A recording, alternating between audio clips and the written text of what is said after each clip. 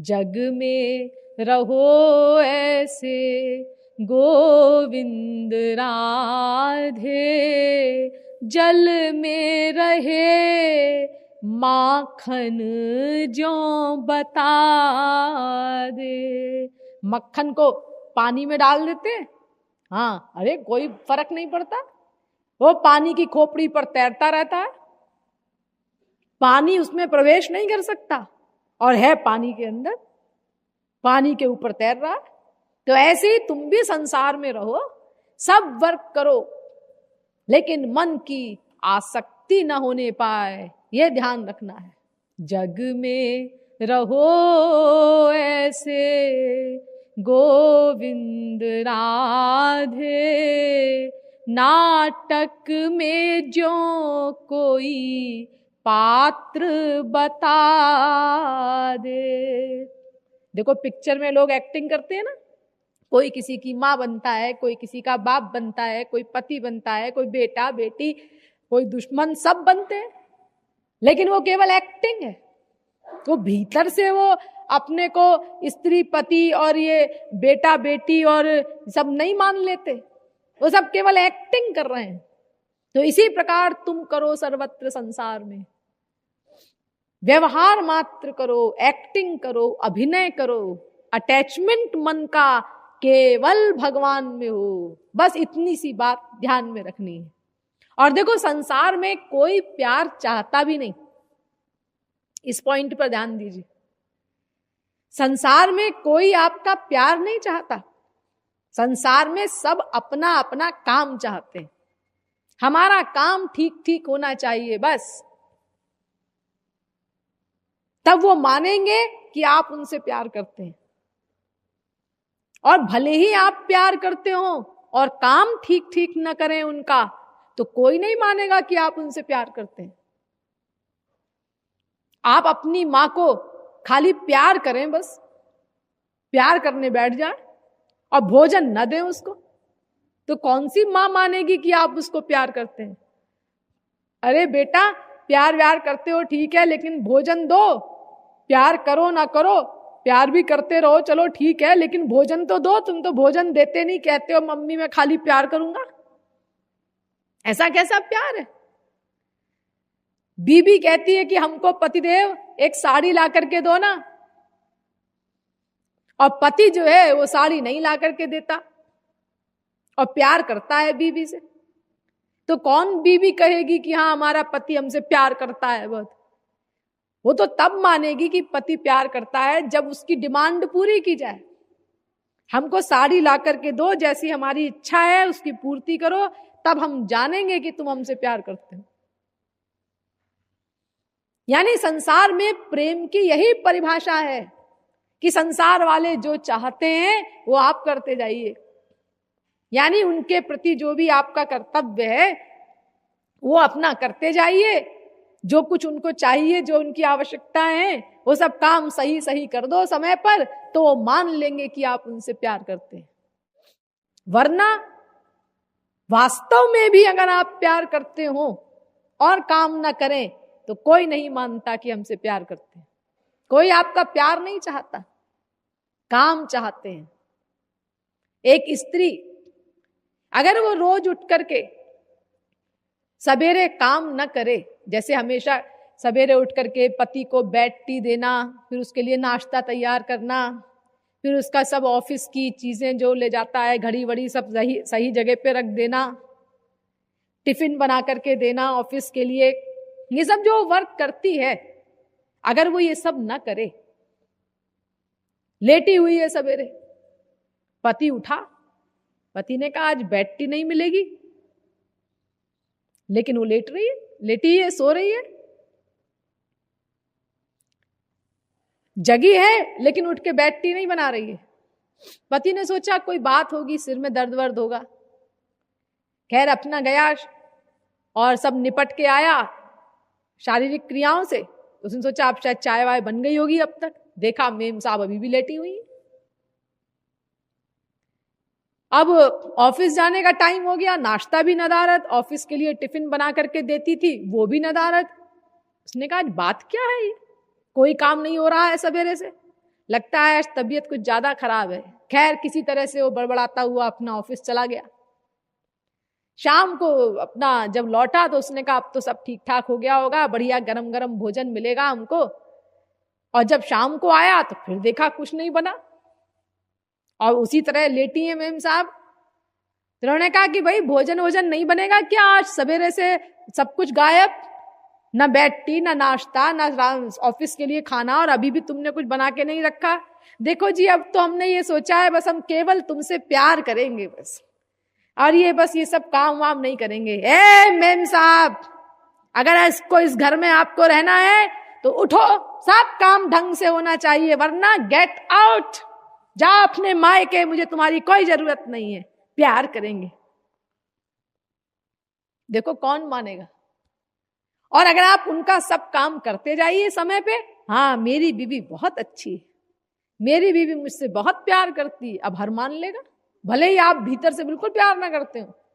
उनका काम सब समय पे करते जाइए, बस वो मान लेंगे कि हमारी बीवी बहुत अच्छी है, हमारा पति बहुत अच्छा है, हमारा बेटा बहुत अच्छा है। तो जब दुनिया वालों के प्यार की यही परिभाषा है तो फिर आपका हिसाब तो बहुत बढ़िया बैठ गया। अब कोई झगड़े की बात ही नहीं, अपना शरीर से उनका काम करते जाइए और मन से भगवान और गुरु से प्यार करिए। अरे मुसीबत तो तब आती जब दोनों एक चीज चाहते होते। ये भाई संसार वाले भी कहते हैं कि हमको मन दो, काम चाहे घपड़ सपड़ो, हमें काम से मतलब नहीं, हमें तुम्हारे मन का प्यार चाहिए। और हरि गुरु भी यही कहते। तब तो प्रॉब्लम होती कि भाई एक मन है, अब संसार को दे कि इनको दे।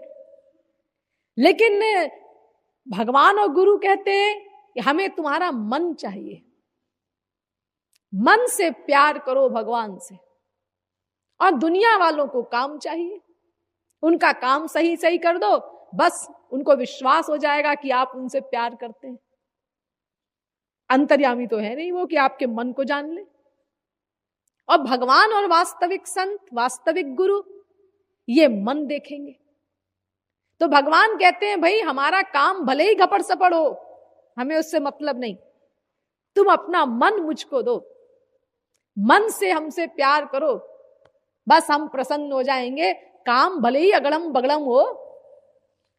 वो विदुरानी केला नीचे गिराती जा रही हैं, छिलका भगवान के मुख में देती जा रही हैं, भगवान खाते जा रहे हैं, विभोर हैं, काम अगड़म बगड़म हो रहा है, लेकिन भगवान को सुख मिल रहा है। वो मन का प्रेम चाहते हैं। एक बार हमारे महाराज जी किसी भक्त के घर गए अचानक।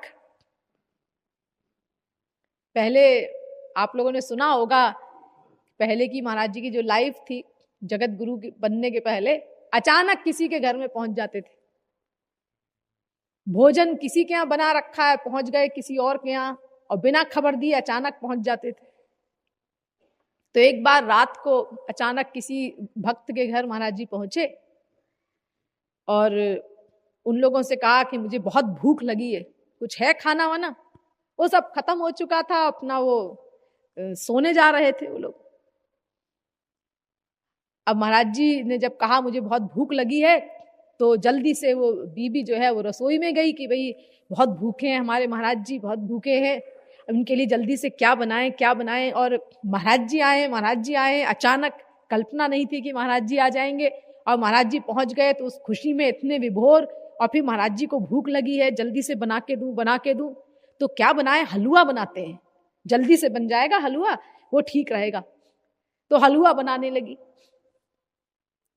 और जब हलवा बन करके आया तो हलवे में उसने क्या किया, मन तो था महाराज जी में, हमारे घर महाराज जी आ गए, हम कितने सौभाग्यशाली हैं, महाराज जी आ गए अचानक। और महाराज जी भूखे हैं, बढ़िया हलवा बने, खूब बने, अपनी खूब इसमें चीनी डालो, खूब डालो, अपना खूब। उसने अपनी हिसाब से तो चीनी डाली, लेकिन वो वास्तव में नमक था। और हलवा खूब मीठा बने, इसीलिए उसने कहा खूब चीनी डाल के बढ़िया हलवा बनाऊंगी। खूब घी डाला उसमें, खूब अपनी हिसाब से उसने चीनी डाली, लेकिन वो था वास्तव में नमक। तो वो खूब सारा नमक उसमें भर दिया हलवे में। और हलवा बना करके श्री महाराज जी के पास जब लेकर के आई, तो महाराज जी ने जब खाया पहला गस्सा तो पता तो चल गया कि नमक है, लेकिन उन्होंने कहा कि अगर मैं इसको नहीं खाऊंगा तो इनको पता चल जाएगा, फिर इनको बहुत दुख होगा। तो महाराज जी वो सारा हलवा खा गए। वो कटोरा भर के जो भोजन की जगह केवल हलवा बनाया था उन्होंने ढेर सारा, उसमें ढेर सारा कई करछी नमक डाल करके वो सारा हलवा खा गए वो। और चाट चाट के उन्होंने खाया कि इतना कण भी कहीं लगा न रहे, ताकि इनको ना पता चले कि इन्होंने चीनी की जगह नमक डाल दिया है, नहीं तो इन लोगों को दुख होगा। देखो महापुरुषों का हृदय कैसा होता है। जिस चीज को कोई खा नहीं सकता, इतना उसमें नमक भरा था बुरी तरह, वो खूब मीठा बनाने के चक्कर में उसने डबल ट्रिपल चीनी अपने हिसाब से डाली थी और वो वास्तव में उतना नमक भर गया हुआ। आप कल्पना करिए क्या होगा उसका स्वाद। उसको चाट चाट के श्री महाराज जी ने खाया कि कहीं कोई कण भी लगा ना रह जाए, ताकि इनको ना पता चले कि इन्होंने ऐसा किया है, इनको कष्ट ना हो, दुख ना हो इनके मन को। लेकिन जब महाराज जी ने ऐसे चाट के बिल्कुल वो कटोरा इतना बड़ा रख दिया तो उन्होंने कहा कि अरे प्रसाद तो हमको मिला ही नहीं। तो वो स्त्री रसोई में गई और वो कढ़ाई में थोड़ा सा लगा हुआ था। महाराज जी को तो ये सब इतना पता नहीं होता, नहीं तो शायद वो कढ़ाई मंगा के भी चाट लेते। और अपना कढ़ाई उसने लेकर के उसने कहा कोई बात नहीं, वो हल्का हल्का जो कढ़ाई में लगा था चारों तरफ से उसने निकाला, थोड़ा थोड़ा जरा सा मिला और उसको अपना सान दिया उस कटोरे में कि इसमें महाराज जी ने खाया है तो ये प्रसाद हो गया, अब इसमें लगा के हम खा लेते हैं। लेकिन जैसे ही खाया तुरंत थूक दिया उसको कि अरे ये तो केवल नमक ही नमक लग रहा है इसमें तो। यानी देखो जिसने हलवा बनाया उससे इतना सा प्रसाद के रूप में भी नहीं खाया गया हो। और महाराज जी ने वो इतना बड़ा कटोरा भर के सारा खाया, चाट चाट के खाया कि इनको दुख ना हो, और बड़े विभोर हैं कि देखो इतना प्यार करती है मुझसे कि इसको होश नहीं रहा और प्रेम में ऐसी गलती हो गई। अब देखिए ये महापुरुष और भगवान का हिसाब बता रही हूं मैं। देखिए मैं आपको ये सब जो महाराज जी की बातें बताती हूं ना, ये एक हिदायत कर देती हूं। कोई व्यक्ति ये सब जाके महाराज जी को ना बताए कि दीदी ऐसे प्रवचन में बोलती हैं। हाँ, ये आप लोग देखिए महाराज जी से प्यार करते हैं और रोज मेरे पीछे पड़े रहते हैं कि महाराज जी की कोई बात बताया करिए प्रवचन में। और मुझे सही बात तो ये है कि मुझे बहुत सुख मिलता है ऐसा करने में, क्योंकि जिनसे मुझे सब कुछ मिला है, मैं तो एक बिल्कुल तुच्छ जीवात्मा हर प्रकार से, और उन्होंने ही मुझे कहाँ से कहाँ ला करके खड़ा किया है। जो कुछ मैं ज्ञान दे रही हूँ सब उन्हीं का दिया हुआ है। जो कुछ आज मेरे पास है जिससे आप लोगों को लाभ हो रहा है, ये सब कुछ श्री महाराज जी का है। हाँ, कुछ गलती है उसमें होती है तो वो मेरी अपनी है, क्योंकि महापुरुष और भगवान तो कोई गलत बात सिखा नहीं सकते और ना कोई उनसे गलती हो सकती है। माया का वहां स्पर्श ही नहीं जो माया गलत कराने वाली है। तो गलतियां या कुछ भी चीज ऐसी है वो मेरी अपनी है। लेकिन जो कुछ भी ये सब है जो मैं आपको बता रही हूं, जो कुछ मेरे अंदर कुछ अच्छाई है, वो सब श्री महाराज जी के परिश्रम का परिणाम है, उनकी कृपा का परिणाम है। तो इसीलिए उनका स्मरण करने से मुझे बहुत अच्छा लगता है। और बस मैं क्या बताऊं, यूं समझ लीजिए कि मैं स्वांतः सुखाय ऐसा करती हूं, और आप लोगों को भी अच्छा लगता है। आपके गुरु की चर्चा होती है तो बहुत से लोग हमको कहते हैं इतने दिन हो गए आपने कोई महाराज जी के बारे में बताया ही नहीं कुछ, इसीलिए मैं बताती हूं। लेकिन अगर ये बात बाई चांस महाराज जी तक पहुंच गई कि हम कुछ उनके बारे में बोलते हैं, तो फिर आप लोग समझ सकते हैं मुझे कितनी डांट पड़ेगी। तो फिर नुकसान हम दोनों का हो जाएगा, ना आपको कोई बात सुनने को मिलेगी और मुझे जो सुख मिलता है अपने गुरु की चर्चा करने में, मैं भी उससे वंचित हो जाऊंगी। इसलिए मैं ये हिदायत कर रही हूं कि कोई बात उन तक ना पहुंचे, बिल्कुल भूल करके भी। अगर वो पूछे भी कभी क्या बोला था, तो अपना टॉपिक जो है जिस विषय का वो बस वो बता देना। और मेन तो टॉपिक ही बोल रहे हैं हम, उस प्रसंग में ही कोई बात आती है तो हम बता देते हैं आप लोगों को। तो देखिए महापुरुष और भगवान ये केवल हृदय को देखते हैं, और संसार वाले ये कहते हैं हमारा कर्म ठीक ठीक होना चाहिए।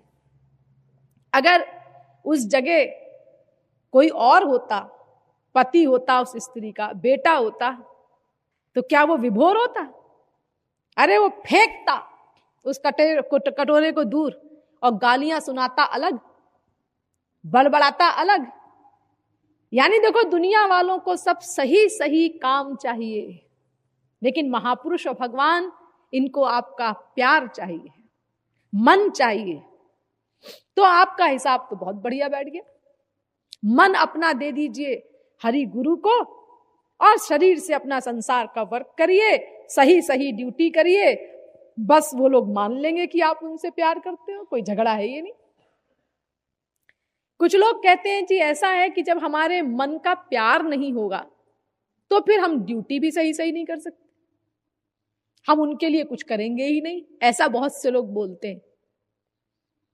प्यार होता है तो फिर हम उनके प्रति जो हमारा कर्तव्य है हम करते हैं, ड्यूटी करते हैं। अगर प्यार नहीं होगा तो फिर ड्यूटी भी नहीं होगी। ये बहुत गलत सिद्धांत है, एकदम उल्टा सिद्धांत है। आप लोग जो ऐसा सोचते हैं, देखो, ड्यूटी तभी सही सही हो सकती है जब हमारा प्यार न हो उस पर्सनैलिटी से, तभी हम सही सही वर्क करेंगे उनके लिए हमको जो कुछ करना चाहिए। जितने काम गड़बड़ होते हैं वो अटैचमेंट के कारण होते हैं। अटैचमेंट नहीं होता तभी काम सही सही होता है। जैसे देखिए, एक छोटा बच्चा है, उसने दूध अधिक पी लिया, अब उसको बदहजमी हो गई है, अपच हो गया है, उसके कारण उसके पेट में दर्द हो रहा है, बहुत रो रहा है वो। अब मां का अटैचमेंट है बच्चे से, तो मां से उसका रोना नहीं देखा गया, नहीं सुना गया। मां गई, उसको गोदी में बिठाया और अपना और दूध पिला दिया उसने। ले दूध पी ले, खोपड़ा मत खा, और ज्यादा दूध पिला दिया उसको। वो तो रो रहा था कि ज्यादा दूध पी गया था, अपच हो गया था, पेट में दर्द हो रहा था। मां ने उसको और दूध पिला दिया। अब जो ना हो तो थोड़ा, क्या हाल होगा उस बच्चे का। तो देखो, ये गड़बड़ क्यों हुई? अटैचमेंट के कारण हुई ना। मां से उसका रोना नहीं देखा गया। हमारे यहां तो भारत में यहां तक होता है कि जो हमारे पूज्य लोग होते हैं, दादाजी वगैरह, तो ये जब मरने लगते हैं तो ये कोई कामना करते हैं, खाने पीने की इच्छा करते हैं। अरे भाई, बादाम का हलवा खाने का मन कर रहा है, कोई कहता है हम तो मालपुआ खाएंगे, और डॉक्टर ने क्या कहा है, इनको पानी के अलावा कुछ मत देना, बस केवल 2 बार मौसमी देना और कुछ मत देना पानी के अतिरिक्त। अब मियां बीबी यानी बेटा बहू आपस में मीटिंग करते हैं, सुनो जी ऐसा है कि दादाजी को मरना तो है ही, अब अगर इनके लिए बादाम का हलवा न बनाया गया, इनको न दिया गया, तो फिर इनका मन उस हलवे में अटका रहेगा, इसीलिए इनकी इच्छा पूरी कर देनी चाहिए, मरना तो है ही है इनको। यानी बाबा जी की, दादाजी की हत्या कर देनी चाहिए, अब बिल्कुल रियायत नहीं करनी चाहिए। यही तो मतलब हुआ। डॉक्टर ने कहा है पानी के अलावा कुछ भी मत देना, मौसमी भी केवल 2 बार देना, और वो मीटिंग कर रहे हैं कि इनको बादाम का हलवा खिला देना चाहिए। इसका मतलब क्या? दादाजी की हत्या कर देनी चाहिए। और बादाम का हलवा बना करके दे दिया, और बाबा जी ने खूब भरपेट खाया, और बाबा जी चल बसे। ये प्यार है हम लोगों का। देखो, ड्यूटी गड़बड़ हो गई ना। अगर कोई नर्स होती उस जगह तो वो कभी ना देती। अगर आपका ही प्यार ना होता और बाबा जी डिमांड कर रहे हैं, तो आप क्या कहते? नहीं, बिल्कुल नहीं, आप हलवे की डिमांड कर रहे हैं, हम आपको एक कण नहीं देंगे, डॉक्टर ने जितना कहा है उसके आगे। सही सही ड्यूटी होती। वो बच्चे को माँ ने दूध पिला के बीमार कर दिया, और एक नर्स होती तो बिल्कुल ना पिलाती दूध। वो कहती नहीं, अभी 3 घंटा नहीं हुआ, 3 घंटे के पहले हम दूध नहीं देंगे। और अगर ये रो रहा है, अभी दूध पिलाया है इसको आधा घंटे पहले, 1 घंटा पहले, और ये रो रहा है, इसका मतलब कुछ और कारण है, इसको कोई तकलीफ है। दूध ना देती वो, सही सही ड्यूटी होती, क्योंकि उसका अटैचमेंट नहीं है। तो जितने काम हमारे गड़बड़ होते हैं ये अटैचमेंट के बिना होते हैं। देखिए आप लोगों के जो बच्चे आवारा हो जाते हैं, ये कैसे होते हैं? बच्चे ने कोई बदतमीजी की, पड़ोसी के बच्चे के साथ मारपीट की, कुछ और बदतमीजी की, अब मां ने उसका पक्ष लिया क्योंकि अटैचमेंट है अपने बच्चे से, और मां जाकर के अपना लड़ने लगी पड़ोसिन से, तुम्हारे बच्चे ने ऐसा किया और ऐसा किया। अब वो कह रही नहीं तुम्हारे बच्चे ने किया ऐसा, ये लड़ाई होने लगी। देखो बाप आया ऑफिस से, उसने कहा क्या बात है, उसको भी नमक मिर्च लगा के बताया, अब वो भी लड़ने लगा, मामला और संगीन हो गया। और जब बच्चे ने ये देखा कि माँ बाप तो मेरा ही पक्ष लेते हैं, तो उसने कहा आप तो ठाठ से गलती करो, कुछ भी करो, मम्मी तो हमारे ही पक्ष में बोलेगी, डैडी तो हमारे ही पक्ष में बोलेंगे। और वो आवारा हो गया, उसके अंदर गंदी आदतें आ गई, बदतमीजी करने का अभ्यास पड़ गया उसको। तो ये सारी गड़बड़ी अटैचमेंट से होती है, जितनी भी गड़बड़ होती है चीजें संसार में।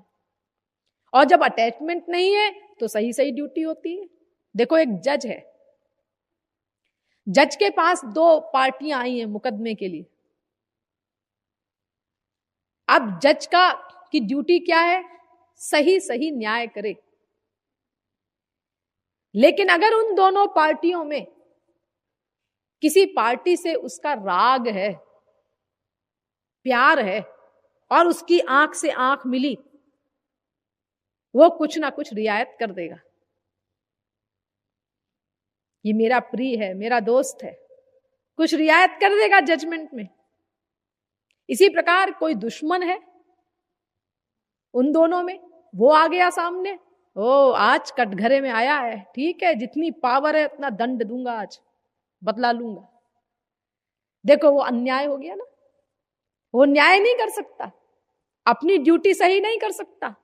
जहां राग या द्वेष आया वहां पर काम गड़बड़ हो जाएगा। क्योंकि देखो प्यार में क्या होता है, हमारी बुद्धि विभोर हो जाती है प्यार में, और जब बुद्धि विभोर हो गई तो सही गलत का निर्णय करने के योग्य नहीं रही वो। सही क्या है गलत क्या है, अब ये जजमेंट नहीं हो सकता, विवेक गया, क्योंकि बुद्धि प्यार में विभोर हो गई।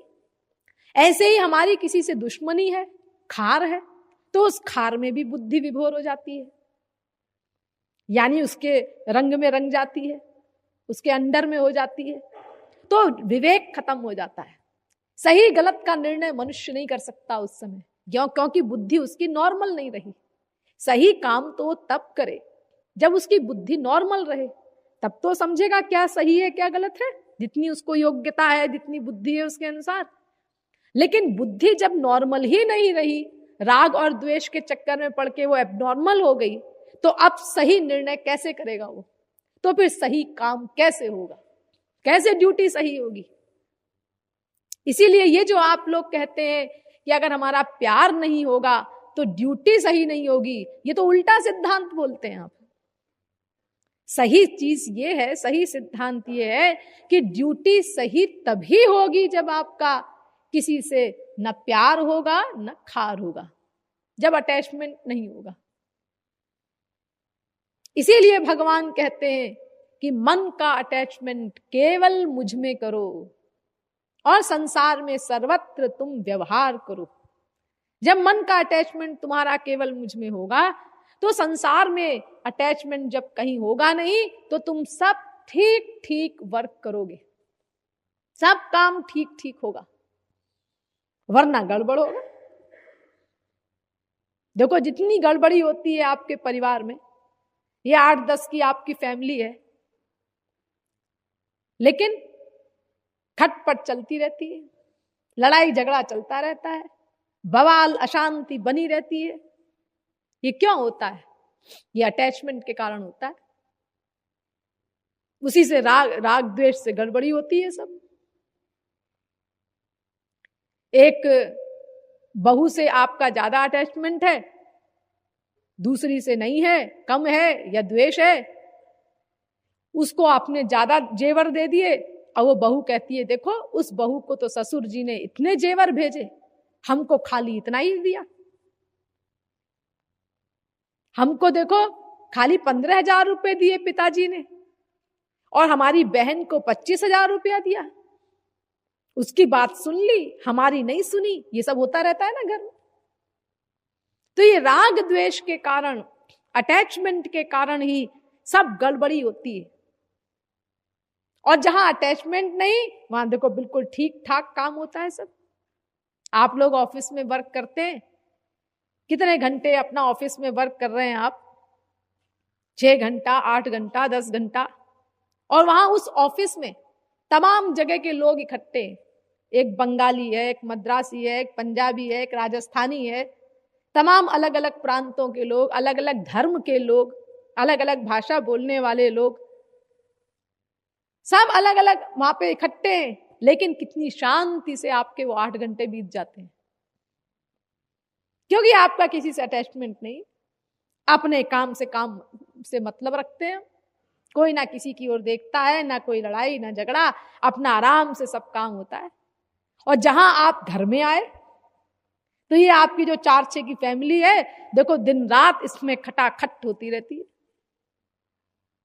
सारी अशांति जो है वो उसी कारण से होती है, सब अटैचमेंट के कारण, क्योंकि आप उसमें ड्यूटी सही नहीं कर पाते। तो अगर हमारे मन का अटैचमेंट ना हो और भगवान में ही मन का अटैचमेंट हो जाए तो काम हमारा गड़बड़ नहीं होगा।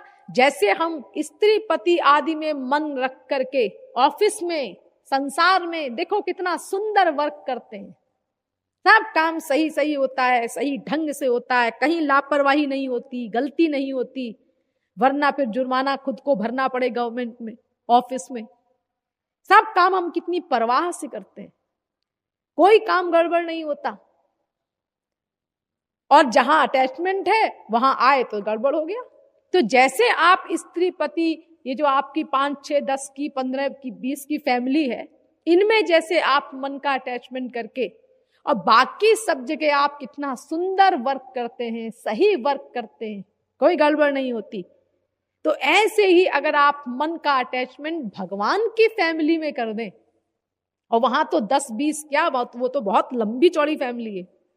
अरे भगवान के अनंत नाम हैं, अनंत रूप हैं, अनंत लीलाएं हैं, अनंत गुण हैं, अनंत धाम हैं, अनंत जन हैं, बड़ा लंबा चौड़ा हिसाब किताब है वहां तो। इनमें कहीं भी आप मन का अटैचमेंट कर दें और बाकी संसार में फिर आप वर्क करें जैसे ऑफिस में करते हैं, दुकान पर करते हैं, तो बस आपका सब हिसाब बैठ जाए, इधर का भी उधर का भी, यहां भी सब ठीक ठाक चले, कोई लड़ाई झगड़ा नहीं, सुंदर ढंग से आपका संसार भी चले, सही सही आप ड्यूटी करेंगे अब जिसके प्रति जो करना है, क्योंकि बुद्धि आपकी नॉर्मल रहेगी जब अटैचमेंट नहीं है तो जिसके प्रति जो कर्तव्य है वो आप सही सही कर देंगे। और उधर का भी आपका हिसाब बैठ जाएगा, क्योंकि वो मन मांगते हैं आपका, मन की आसक्ति आपकी वहां हो गई, तो उधर का भी हिसाब बैठ गया, हरि गुरु भी प्रसन्न हो गए, उनकी भी कृपा प्राप्त हो गई। तो बस यही कुछ न करना है। यानी ईश्वरीय जगत में करना वही होता है जिसमें हमारे मन का प्यार होता है, अटैचमेंट होता है।